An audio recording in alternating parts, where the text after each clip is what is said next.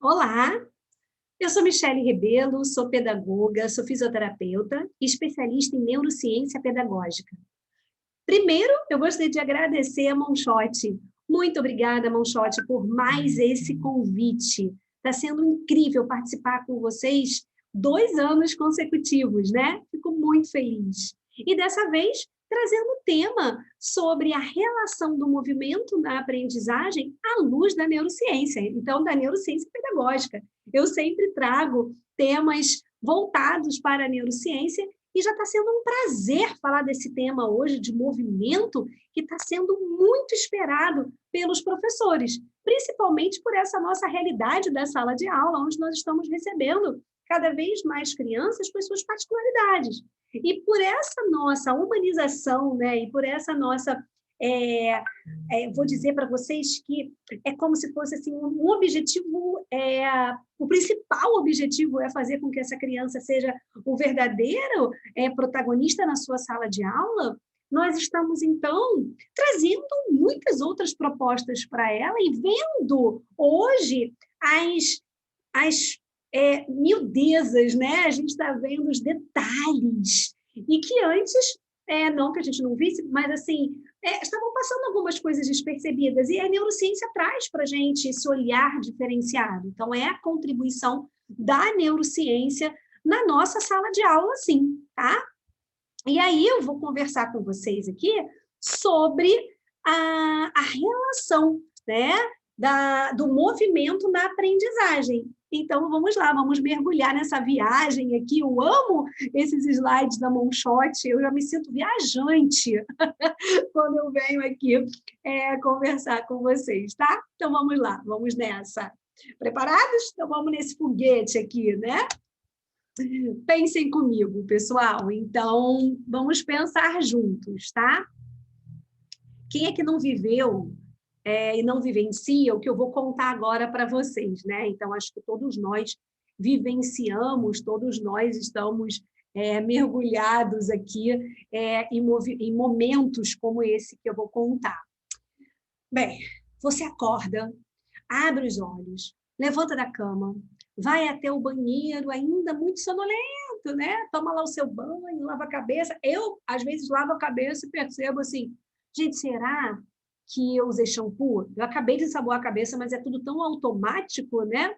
Aí a gente escova os dentes, a gente se veste, prepara o café da manhã, pede ali o carro no aplicativo, prepara tudo. Quando a gente sai de casa, a gente tira o telefone ali do carregador, opa, tomamos um choque. A gente sente aquele leve choque. A gente se assusta, né? Deixa o celular cair, pode quebrar a tela, enfim, é aquele caos que atrapalha ali no nosso dia a dia. Mas quem é que não passou por isso ainda, né? Então, esse passo a passo que eu estou falando para vocês, esse passo a passo, faz parte do nosso cotidiano. Só que muitas vezes a gente leva no automático. Mas quantas coisas e o que tem por trás de todos esses movimentos, né? Então, vamos pensar. Antes de eu entrar na fisiologia, que me cabe e que eu sou realmente apaixonada, nós vamos falar um pouquinho de movimento. Aí eu fui lá no dicionário. Falei, gente, o que eles falam sobre movimento, hein, afinal? E aí vem a ação ou efeito de se movimentar, de mover, de mudar, olha, de mudar, de se dirigir em um lugar para o outro, movimento das marés, não consigo acompanhar seu movimento. Então, olha o que o dicionário fala sobre movimento. Aí é que está. A gente vai diferenciar agora esse movimento, que é o ato de se movimentar, de se mover, com a motricidade. Olha quanta coisa a gente vai aprender hoje, hein? Quando a gente fala de motricidade, nós estamos falando de um conjunto de funções nervosas e musculares. Então, esse conjunto ele vai permitir os movimentos voluntários, tá? Ou os movimentos que nós chamamos de automáticos do nosso corpo. E a gente vai dividir eles em 3 categorias: os reflexos, os rítmicos e os movimentos voluntários. E aí eu já trago assim para vocês, pá, que a Michelle está trazendo para mim, né? Então, a Michelle está trazendo logo uma imagem para vocês. E essa imagem, conforme vocês vão agora identificar as áreas específicas que eu vou falar, eu vou contar para vocês um pouquinho, então, da fisiologia, da neuroanatomia, da neuroanatomofisiologia, e com essa organização. Vocês vão ouvir uma pedagoga falando sobre isso, é muito bacana. Antes a gente não achava que a gente não chegaria a esse ponto aqui, né? E que bom que estamos podendo ter esse conhecimento, né? E esse conhecimento é nosso e compartilhado, né? Então, quando eu falei de movimento reflexo, eu estou falando de uma resposta a um estímulo, que esse estímulo, inclusive, é estereotipado, tá? Então, acontece quando a gente sente, por exemplo, o que eu dei para vocês, ali do choque, tá? Então, ali naquele momento, a gente vai estimular um neurônio que nós chamamos de neurônio sensitivo. E ele vai levar o impulso até a medula. Aí, lá na medula, vem um neurônio associativo que vai mandar uma resposta lá para o seu músculo e vai até o neurônio motor. Então, todo esse processo que eu estou conversando com vocês, ele é inconsciente. E ele só vai se tornar consciente, na verdade, quando já aconteceu, quando você deixa o telefone, inclusive, cair no chão, né, assustado. Então, para a gente identificar a situação que a gente está passando, que é uma situação de perigo, tá bom? Ali, a gente vai ter participação de áreas corticais, de associação, né, dos núcleos da base. Quando eu falo de núcleos da base, eu estou falando ali de estruturas que são envolvidas mais na própria elaboração de uma estratégia motora, que a gente vai conversar sobre isso também, tá? Mas, Michelle, essa informação que você já trouxe, movimento, motricidade, e aí agora junta com a aprendizagem. Então, vamos juntar com a aprendizagem, tá? Então, aprendizagem. Michelle, quando começamos a aprender? E qual é essa relação do movimento na aprendizagem? Então, olha só, mais uma coisinha que eu vou trazer para vocês.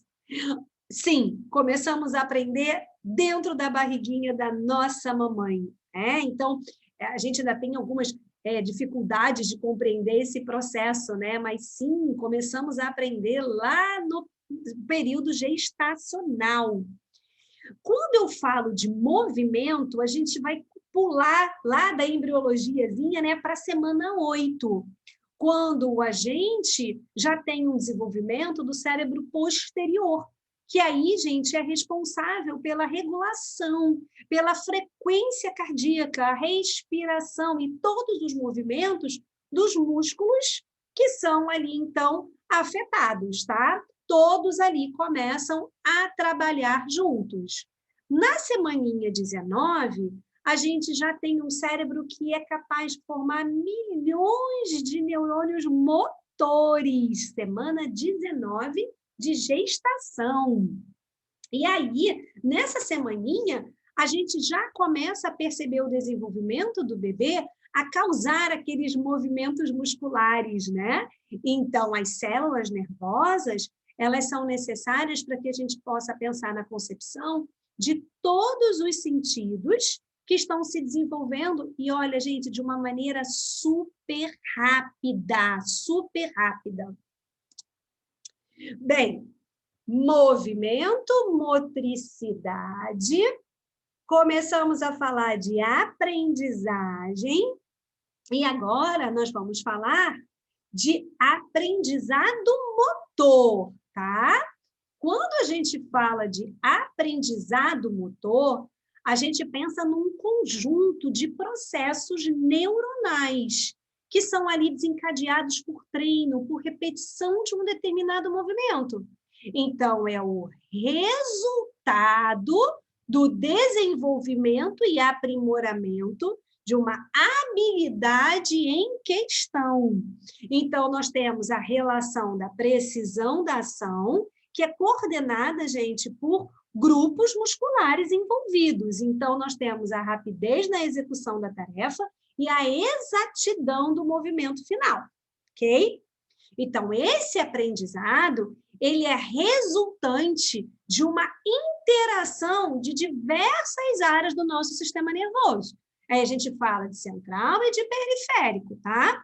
No caso, eles se comunicam através dos circuitos neuronais, que são circuitos mais complexos. E aí eles vão fornecer uma rede de informações que são condensados, ou seja, eles vão permitir uma avaliação do movimento em questão. Então, essa organização e a execução de correções para a gente realizar um movimento mais adequado, ok? E aí, gente, a gente já pode começar a falar desses mecanismos do movimento em 3 etapas: o planejamento, a execução e a correção. E quando a gente fala de planejamento, olha isso, né? Quando a gente fala lá de planejamento, eu já estou falando, vou voltar lá para vocês, para a gente poder, aqui, ó, só para você, didaticamente, para vocês entenderem. Falei de aprendizado, agora vou entrar no planejamento, tá bom? E aí, quando a gente fala de planejamento, eu vou falar, aqui já está aparecendo na imagem para vocês, do córtex pré-frontal e o córtex parietal posterior. Então, ali nós temos as regiõezinhas que estão envolvidas nesse planejamento. Aí vem o córtex pré-frontal. Ele está ali, olha, mais na região cortical dorsal, ele fica mais ali à esquerdinha, né? Ele já se relaciona com o desejo e com a intencionalidade da gente realizar um movimento. Mas quando eu falo de córtex parietal, eu já estou falando da cognição espacial. Eu digo que é quando o nosso aluninho ele começa a ter essa percepção sobre a atual posição do corpinho dele no espaço. Ter noção de profundidade, de solidez, de distância, essas relações espaciais, né, entre os objetos do ambiente em questão. Então, tudo isso nós estamos falando de áreas corticais e de áreas corticais visuais também, né, que vai organizar essas interações relacionadas às nossas percepções espaciais, né? Agora, quando a gente fala de uma região cortical dorsolateral, né, lá do pré-frontal esquerda, e o córtex parietal posterior, a gente já está falando de uma maior hierarquia, e principalmente no controle motor. Então, nós estamos falando de axônios que já vão ter a sua convergências, né? Por sua vez, vai gerar uma informação que é recebida quando a gente fala de uma imagem motora, tá? Então, antes da gente pensar num córtex motor primário, a gente pensa em todo esse processo para chegar, então, no início de uma execução de comandos motores. Ou seja, os núcleos da base, novamente, eles vão agir controlando esse nível das aferências excitatórias, né? Então, a gente fala sobre o córtex motor, que vai facilitar ou dificultar essa excitabilidade. Michele, mas quanta informação! Sim, nós da neurociência pedagógica precisamos estudar bastante para justamente organizar ferramentas, instrumentos e estratégias pedagógicas diferenciadas para os nossos alunos.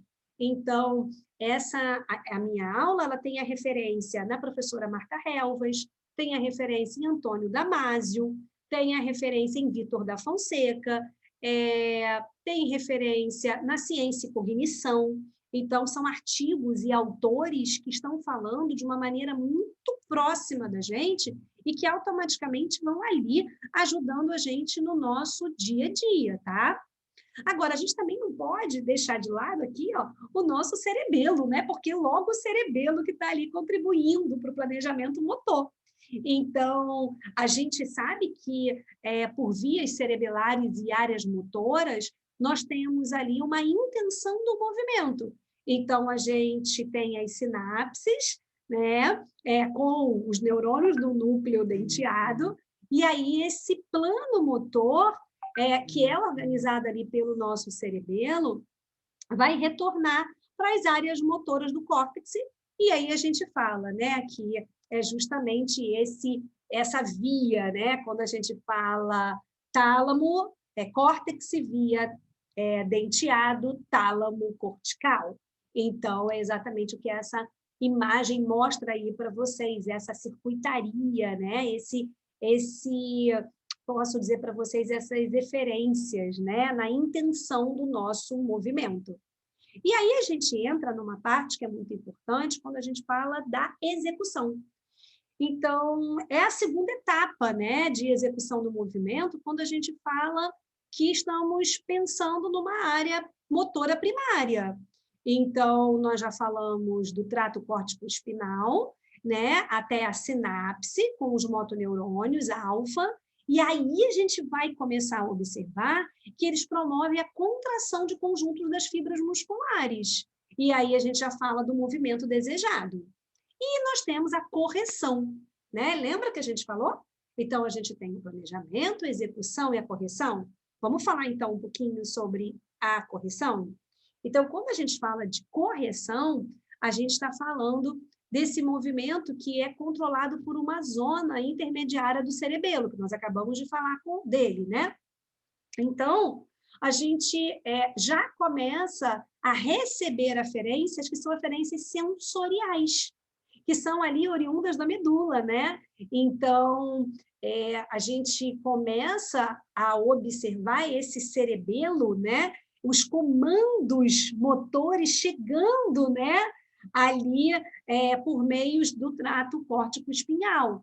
Então, nós começamos a observar as aferências, que são aferências provenientes dos fundos neuromusculares. E aí, sim, dos órgãos tendinosos de Golgi, né? Ou seja, o cerebelo ele vai comparar essas características do movimento na execução com um plano motor, que é um plano motor prévio, tá? E aí ele vai começar a promover as correções necessárias. E isso já dá base para a gente entender muito sobre a plasticidade, ok? Quando o cerebelo ele vai aprender observando o que está errado, tá? Olha que linda essa neurociência, né, gente? Eu sou, assim, apaixonada. Mas e aí, Michele? Agora você já me explicou toda a parte que eu já precisava saber.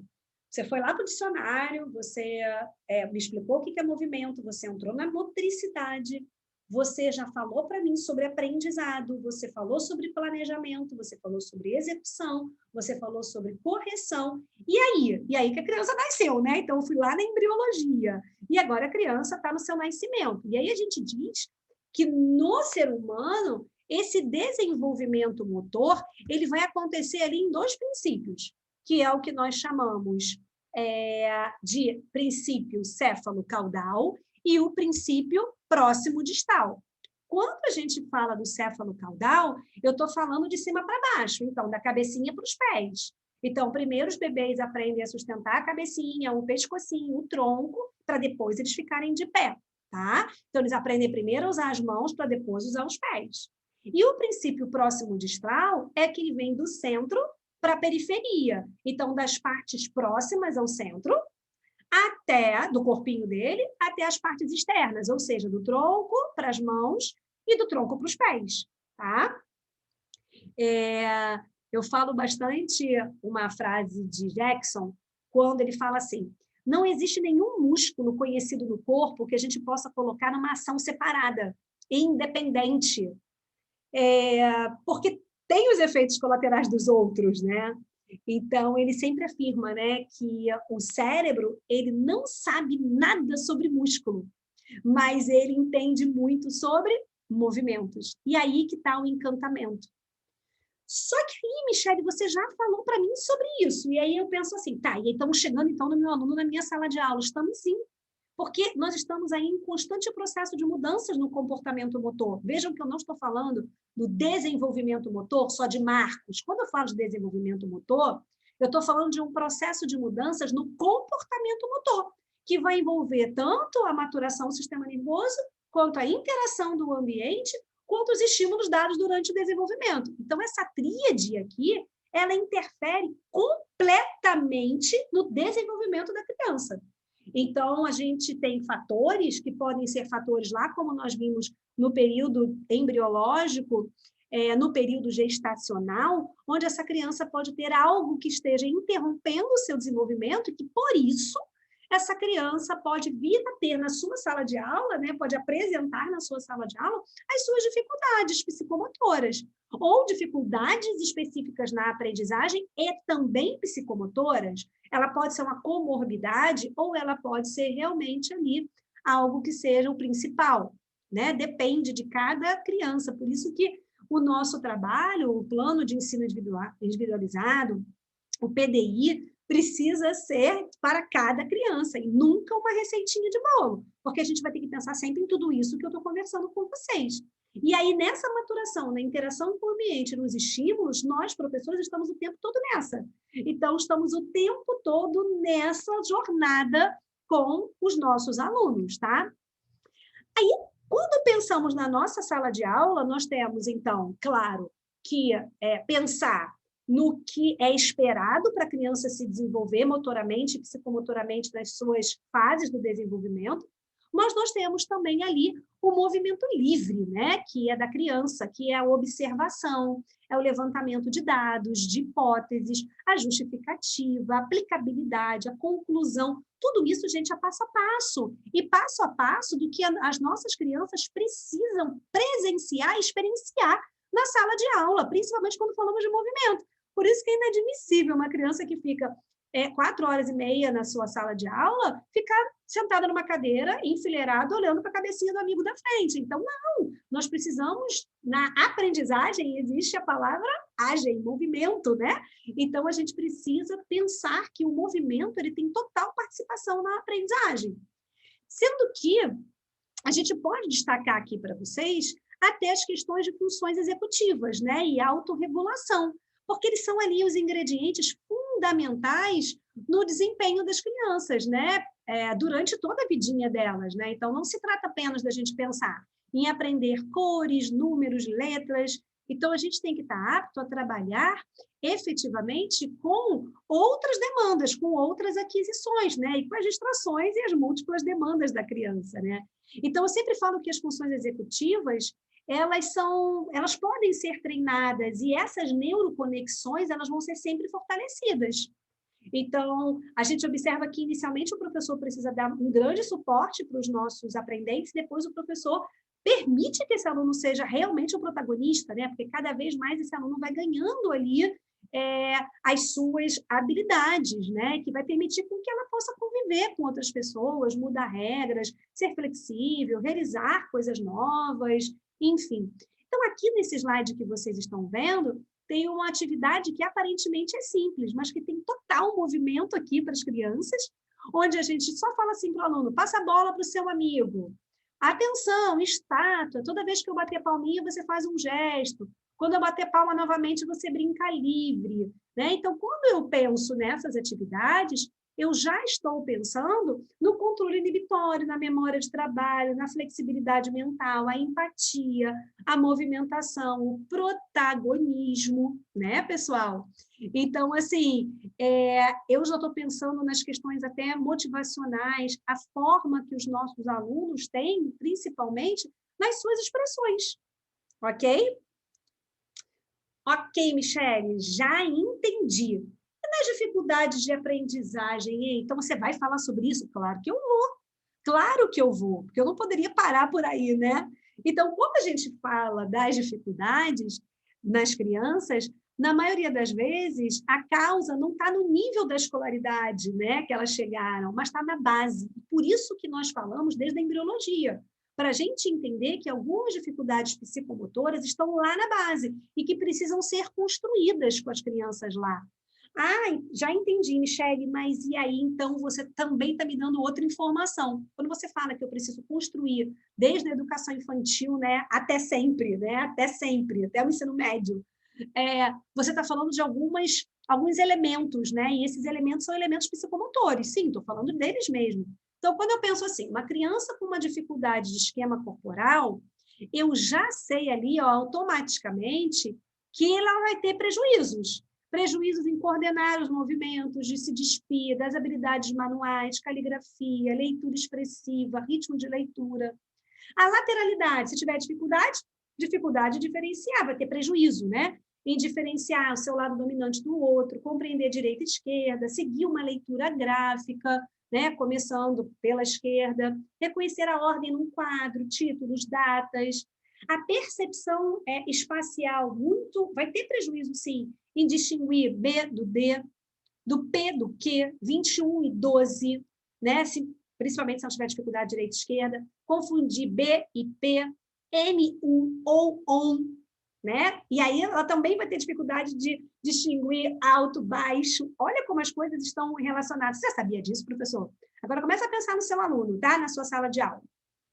Orientação espacial e temporal. Então, é a ordenação dos elementos de uma sílaba, principalmente quando ele vai ter que construir frases, e essas frases, as palavrinhas, às vezes, estão ali misturadas, né? E aí você vai perceber que ele vai ter dificuldade em reconhecer antes e depois. E a organização espacial e temporal, ele pode ter prejuízos, então, em compreender matemática, em fazer cálculos, e às vezes cálculos muito simples, tá? Porque eles começam a ter dificuldade a partir de um ponto de referência. Colocar os números corretamente em fileiras e colunas. Então, para vocês terem uma ideia, o quanto os fatores psicomotores eles influenciam nessa aprendizagem. Então, a gente tem que pensar na aprendizagem de um modo global. A gente fica pensando só nas questões cognitivas, né? Linguagem, a gente tem que pensar na emoção, afetividade, nos relacionamentos, mas a gente tem que pensar nas questões também psicomotoras, tá? Bem, ufa! Eu acho que missão cumprida para essa proposta inicial, que foi justamente a gente agora finalizar aqui com essa imagem, né? Onde a gente pensa nesse cérebro como um todo, a gente percebe hoje, a gente começa a pensar no nosso aluno de forma diferente, fala assim, nossa, realmente, eu não sei se vocês viram aquele filme Como Estrelas na Terra, que tem o Ishan, né, que é o personagem, que vem falando sobre a dislexia, mas até chegar na dislexia, o filme mostra para a gente muitas dicas, nas dificuldades que o Ishan vinha apresentando, e as principais dificuldades, inicialmente, estavam nas questões atencionais, sim, mas nas questões motoras. Ele bebê, a mamãe dele depois começou a passar uns videozinhos onde via ele caindo na lama, ele tropeçando, né? Ele com dificuldade até mesmo na escovação de dentes, no se vestir, atividade de vida diária. Então, temos sim que ter essa preocupação, esse olhar, que é um olhar muito precoce para todas e possíveis dificuldades da aprendizagem. Tá bom? Bem, pessoal, mais uma vez eu agradeço a Moonshot, mais uma vez eu fico muito feliz de estar aqui. Eu estou deixando o meu e-mail para vocês, mas eu estou deixando também uma página que é o @Cérebro em Desenvolvimento, que é a minha página com a professora Bruna Fonseca, que esteve no ano passado na Moonshot, e esse ano também vai estar falando, acho que, de dificuldades de aprendizagem, algo próximo, né? Nós temos uma página, e essa página ela fala muito sobre o cérebro em desenvolvimento. Então, nós começamos lá da neurociência, né, conceituando, falamos sobre a embriologia, e agora nós já estamos na prematuridade, que é um tema incrível de se trabalhar, principalmente para nós, professores, que recebemos alunos, então, também prematuros. Então, nós estamos buscando todas as informações da neurociência cognitiva, pedagógica, para vocês, lá no nosso espaço. Nós vamos deixar lá para vocês algumas mensagenzinhas, e principalmente para quem participar do evento da Moonshot, coloca lá para a gente, olha, participei do evento da Moonshot, quem sabe não vem uma surpresinha aí para vocês, tá bom? Então vai ser um prazer reencontrar vocês no ano que vem, que eu já estou dizendo que eu vou estar no ano que vem, mas também lá na página Cérebro em Desenvolvimento, tá bom? Muito obrigada, fiquem com Deus, obrigada, Moonshot, boa semana pedagógica para todos, ok? Obrigada, muito obrigada, sempre um prazer.